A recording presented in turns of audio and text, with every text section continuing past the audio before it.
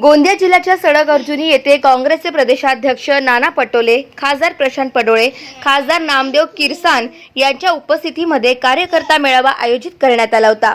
या कार्यकर्ता मेळाव्यामध्ये राष्ट्रवादी काँग्रेस पक्षाचे अजित पवार गटाचे सामाजिक न्याय विभागाचे महाराष्ट्र उपाध्यक्ष अजय लांजेवार यांच्यासह पदाधिकारी आणि हजारो कार्यकर्त्यांनी यावेळेस पक्ष प्रवेश केला।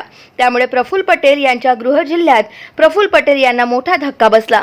तर अर्जुनी मोरगाव विधानसभा क्षेत्रात अजित पवार गटाचे विद्यमान आमदार असून सुद्धा मोठ्या प्रमाणावर काँग्रेस प्रवेश झाल्याने कुठेतरी प्रफुल्ल पटेल यांना मोठा धक्का बसला आहे।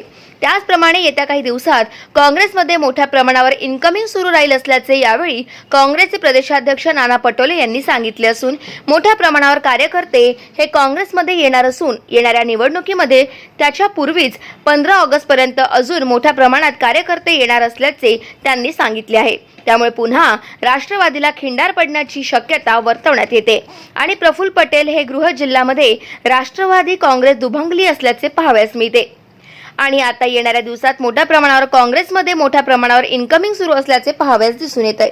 बघा, राष्ट्रवादी आणि भाजपमधून मोठ्या प्रमाणात या ठिकाणी आज कार्यकर्त्यांचा प्रवेश झालेला आहे। सगळ्यांना वाटतं की काँग्रेसच आता सत्तेत आली पाहिजे आणि एक उत्साहाचं वातावरण आपण इथं पाहिलंच आहे। मला वाटतं की महाराष्ट्रामध्ये जे परिवर्तनाची लाट आहे त्या लाटेमध्ये लोकांचा विश्वास हा काँग्रेस आणि महाविकास आघाडीच्या बरोबर आपल्याला पाहायला मिळतो। सर्वप्रथम आज आम्ही जे नाना पटोले यांच्या नेतृत्वावर विश्वास ठेवून गेलेलो आहोत। एक मनामध्ये सर्व कार्यकर्त्यांची इच्छा होती की बहुजन समाजाचा मुख्यमंत्री या महाराष्ट्राला व्हायला पाहिजे आणि तसं सक्षम नेतृत्व फक्त नाना पटोले हे देऊ शकतात आणि म्हणून बहुजनाचा नेता एक मुख्यमंत्री म्हणून या राज्याला लाभावं आणि म्हणून या विधानसभेतील सर्व आम्ही कार्यकर्त्यांनी, पदाधिकाऱ्यांनी आणि अनेक विविध पक्षाच्या पदाधिकारीसुद्धा नानाभाऊ पटोले यांच्या पाठीशी उभे राहून आम्ही आज सगळ्यांनी काँग्रेसमध्ये प्रवेश केलेला आहे।